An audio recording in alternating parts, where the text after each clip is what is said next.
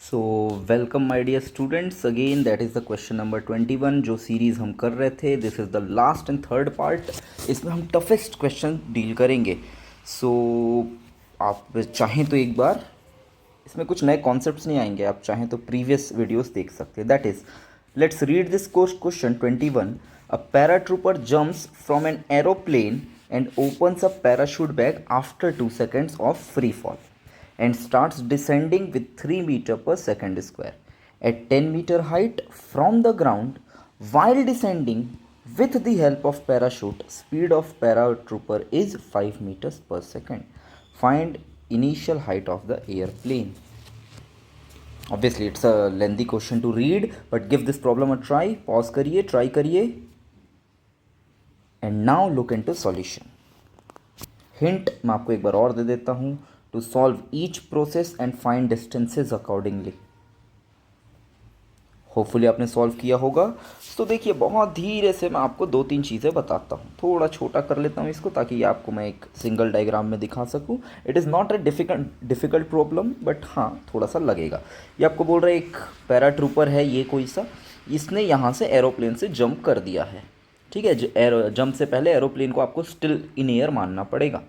सो ये आपने जंप किया तो वो पहले गिरा होगा क्योंकि वो 2 सेकंड तक था, तो half g T square 20 metre उसने जंप कर लिया। फाइन। अब यहाँ से उसने अपना क्या किया, पैराशूट ओपन किया। जब ये अपना पैराशूट ओपन करेगा तो there is a retardation of 3 metre पर सेकेंड स्क्वायर। ठीक है, तो उसकी H2 हाइट कितनी हो जाएगी। अच्छा, अभी उसकी स्पीड कितनी थी, 10 इंटू 2। ये देखिए, ये पिंक वाला कैलकुलेशन, 2 सेकंड तक गिरा है तो v equal to u plus a T, a into T, that is 20 metre पर सेकेंड से धीरे धीरे धीरे कम होते हुए कितना हुआ होगा, 5 हुआ होगा। So v square minus u square upon 2a, that is 62.5।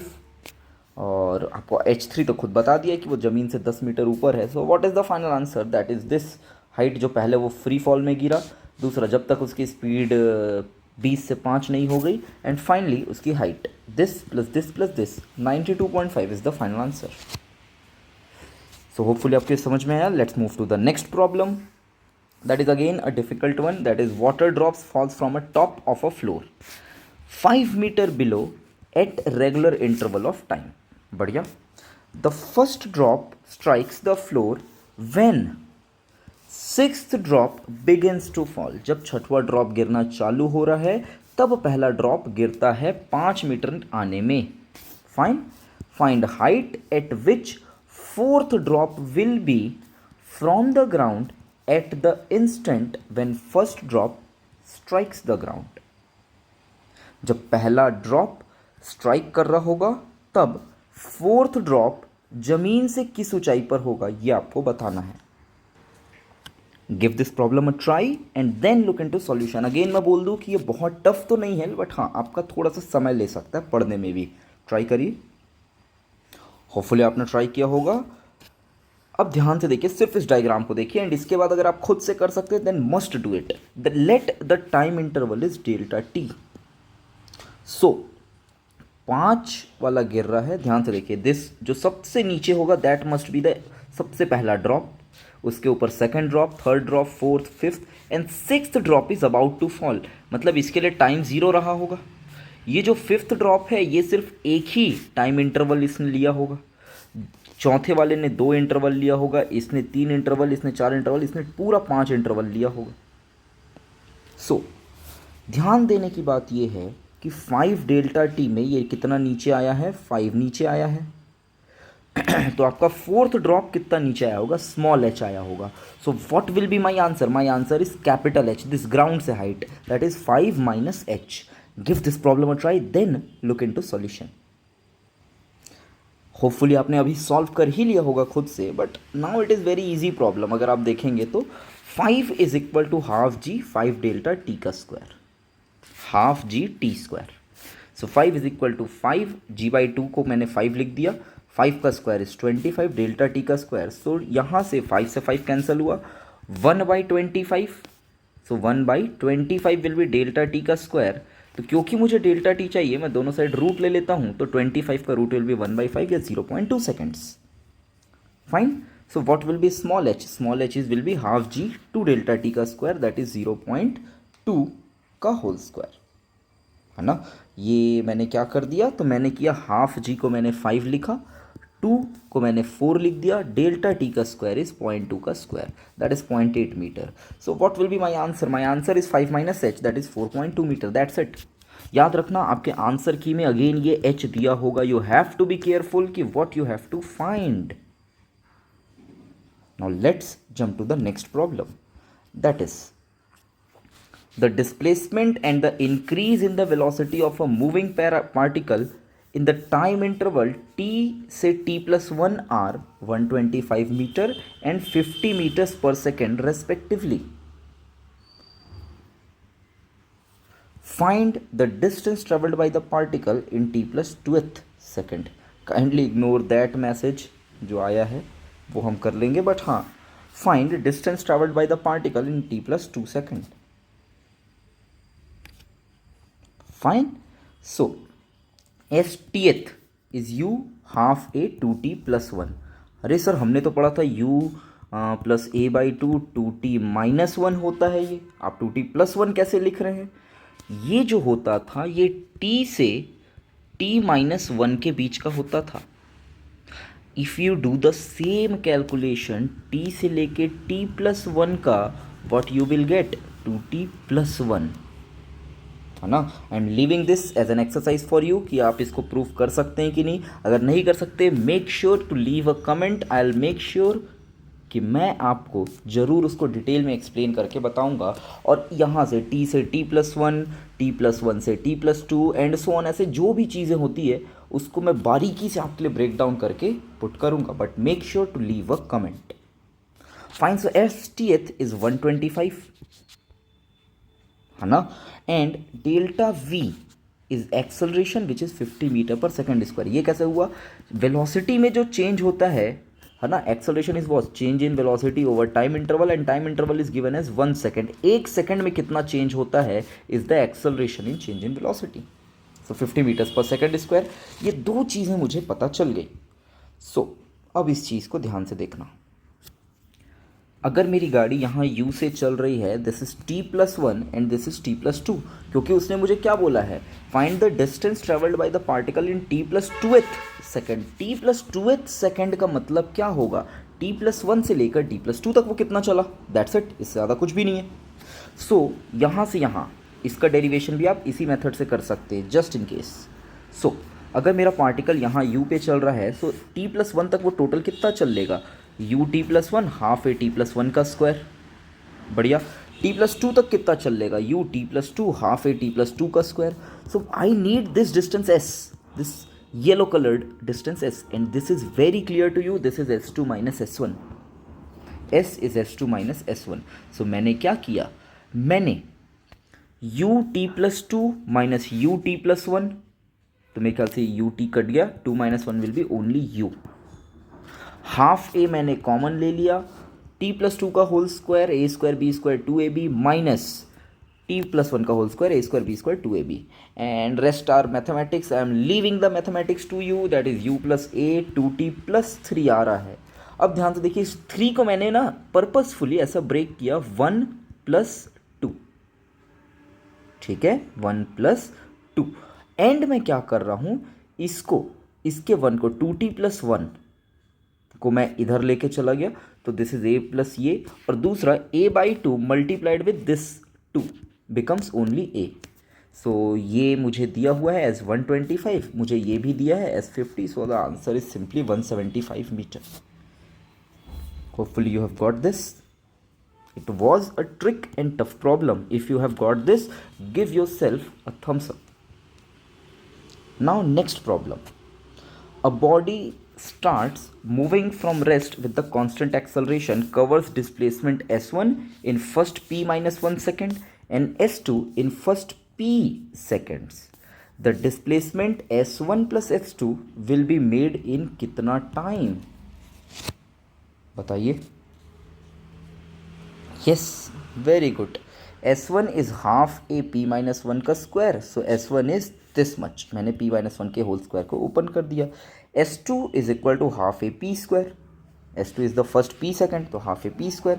So the displacement in s1 plus s2 will be in कितना टाइम, सो मैंने क्या कर टोटल डिस्प्लेसमेंट कर दिया S1 plus S2, just adding these two, p square plus p square and so on. तो after solving this ये, but इसमें मुझे टाइम लगा होगा कुछ टी, बट एक्सेलरेशन तो सेम है, सो टाइम टोटल टी लगा होगा, so half a t square must be equal to इतना पूरे के, सो हाफ ए से हाफ ए कैंसिल हो गया, I will get t as this.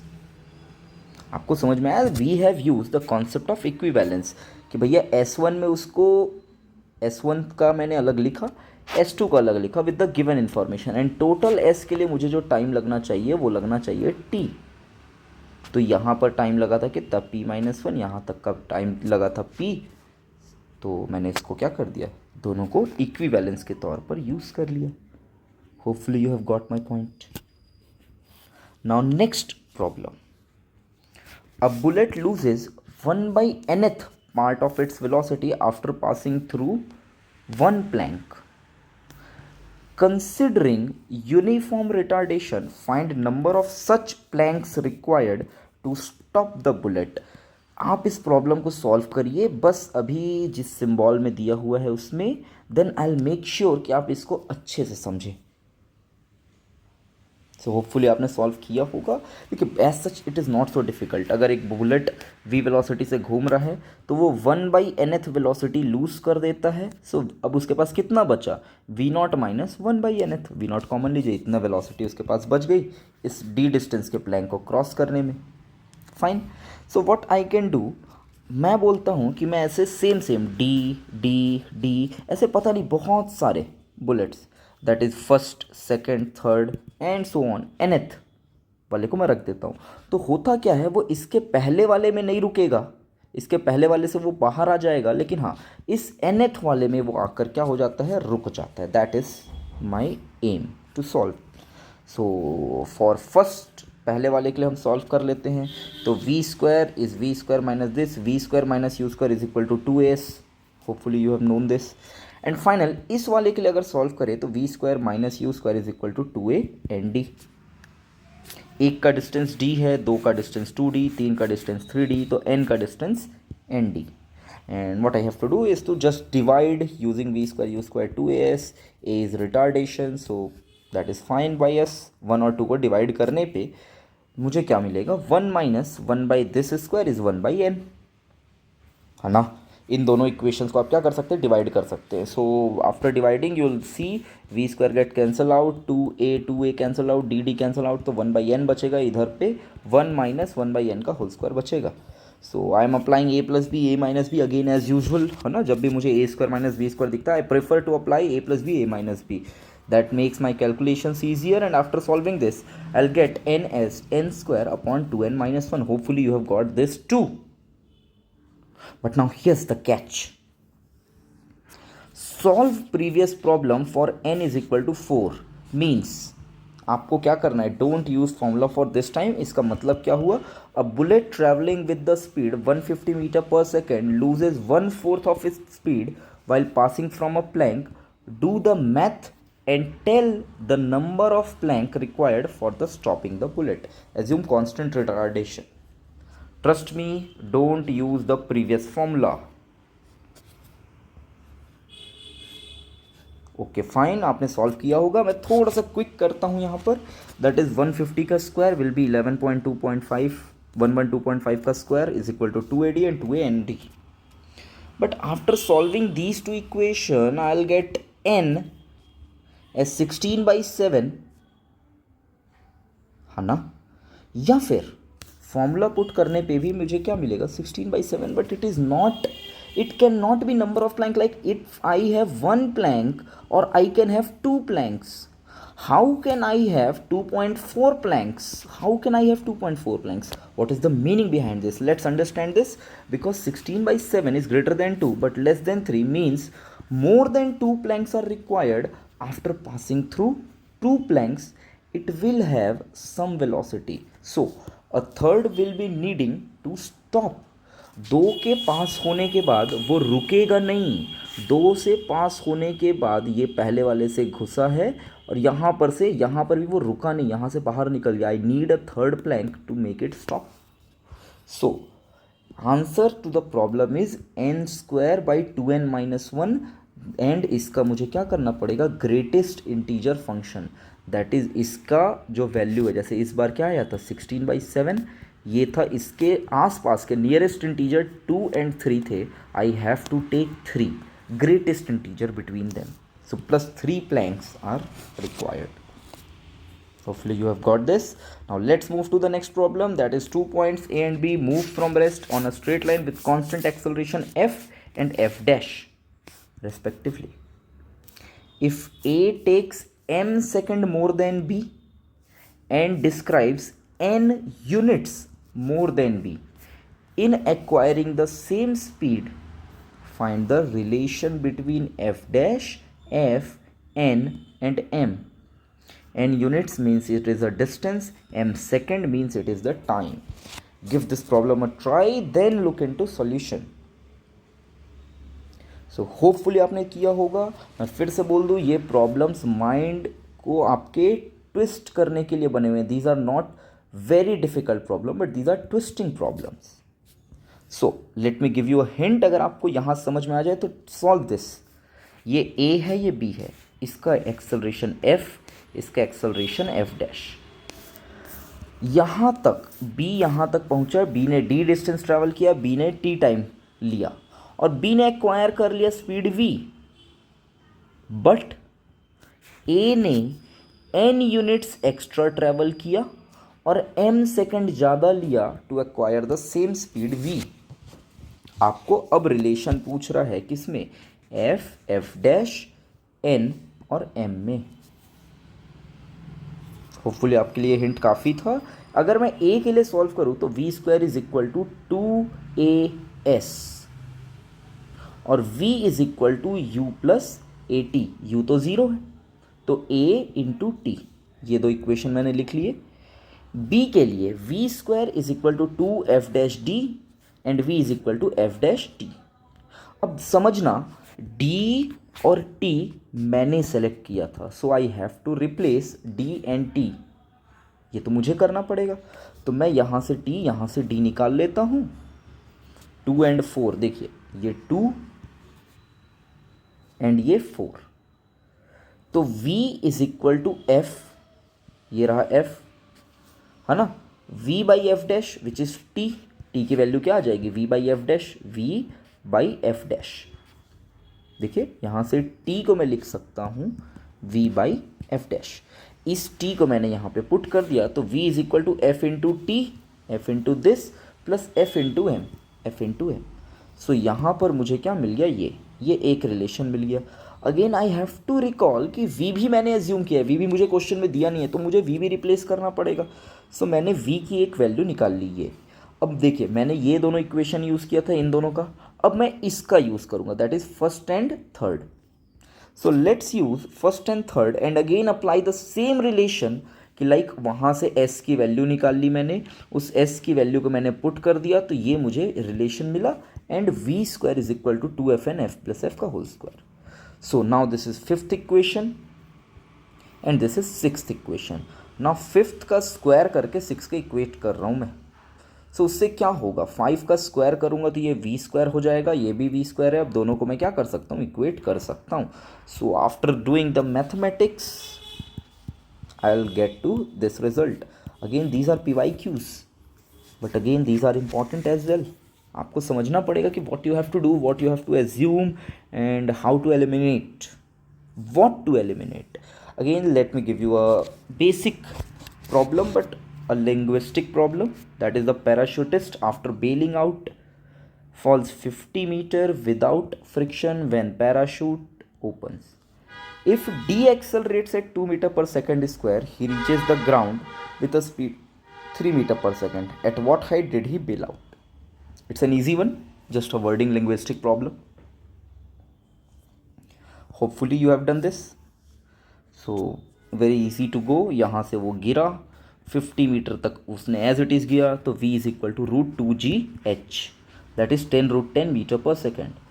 यहाँ से उसके ऊपर उसने जैसे ही अपना पैराशूट ओपन किया, I know it looks like superman escape, but still जैसे उसने पैराशूट ओपन किया, दिस इज 2 मीटर पर second square, so height h और ये क्या हो गया आपका 3, so h is equal to 10√10 का स्क्वायर माइनस 3 का स्क्वायर divided by 2 into 2। So height की value approximately 248। So total height कितना हुआ, total height is 248 plus 50 ground से 298 metre. So hopefully this is clear to you. Now let's solve our last problem, that is a particle is thrown vertically up from a surface of earth. Let TP be the time taken by the particle to travel from point P above the earth to a highest point and back to the point P. Similarly, TQ is the time taken for another point Q, है ना। अब if distance between P and Q is h, assume Q is at more height, find acceleration due to gravity in terms of TP, TQ and H. It is one of the important relation. मैं आपको एक brief hint कर दूं कि अगर कोई particle ऐसे जा रहा है, ये ग्राउंड है ना, तो यहाँ कहीं पर पॉइंट P होगा, तो जो TP है ना, TP का मतलब है यहाँ से ऊपर जाके नीचे आने में, और आपको P यहाँ लेने बोला है और Q को उसने यहाँ लेने बोला है। Give this problem a try, hopefully आपसे सॉल्व हो गया होगा। बहुत ध्यान से देखिए, नॉट सो डिफ़िकल्ट, इधर सिर्फ और सिर्फ मेरे पेन पर फोकस करिए, है ना। जस्ट लुक इनटू दिस, ये ग्राउंड है आपके पास, ग्राउंड से मैंने एक बॉल को फेंका, बॉल ऊपर गया नीचे आया, ठीक है। So this is point P, P से ऊपर जाके नीचे आने में उसको टाइम लगता है TP। सो TP इज, नीचे आने में टाइम लग रहा है √2h/g का 2 टाइम्स, होपफुली समझ में आया। नीचे आने में टाइम लगता है √2h/g, तो उसका 2 टाइम्स इज़ द ऊपर जाके नीचे आने में लगा हुआ टाइम। सो HP की वैल्यू मैं निकाल सकता हूँ ऐसा। एंड सेम Q के लिए, यहाँ से ऊपर जाके नीचे आने में उसकी हाइट मैंने HQ मान ली, तो HQ की वैल्यू ये है। अब सवाल में मुझे HP और HQ दिया हुआ है कि इन दोनों का जो डिफरेंस है, that difference is h, which is this minus this, hopefully. So जैसे ये दोनों चीज़ें आपको समझ में आ गई, what is the value of G? G is 8h TP square plus TP square minus TQ square. अगर आप Q को नीचे ले लेते तो इसका मतलब Q में ज़्यादा टाइम लगता, so your answer could be 8h upon TQ square minus TP square. But because मेरे क्वेश्चन में स्पेसिफिकली मेंशन किया हुआ है कि TQ छोटा है ना, मतलब P नीचे है Q ऊपर है, it means the answer is this. So this was the last part guys, है ना। Kindly like, comment and subscribe to the channel ताकि मैं और मोटिवेटेड रह सकूँ आपके लिए नई नई चीज़ें लाने के लिए। लेट्स एम फॉर 50 लाइक्स, है ना, 50 comments and plus 15 subscribers from जहाँ से मैंने क्या किया, इसको वो आपको अपलोड किया। For the next video will be projectile motion. Next video हम लगभग 2 वीडियोज़ में आपके सामने लाऊंगा, हाँ। Next 2 videos will be on projectile motion. इसी तरीके के पहले रहेंगे बेसिक प्रॉब्लम सेट, सेकंड रहेंगे अपने जैसे अभी इस वाले में हमने किया थोड़े से tougher side of projectile set. So if you do that will be more than enough. So make sure कि आप इस चीज़ों को फुलफ़िल करें। जैसे ही ये फुलफ़िल होता है, I will upload projectile motion with in 2 days, ठीक है। सो थैंक यू गाइज, मिलते हैं नेक्स्ट टाइम। गुड नाइट सभी को।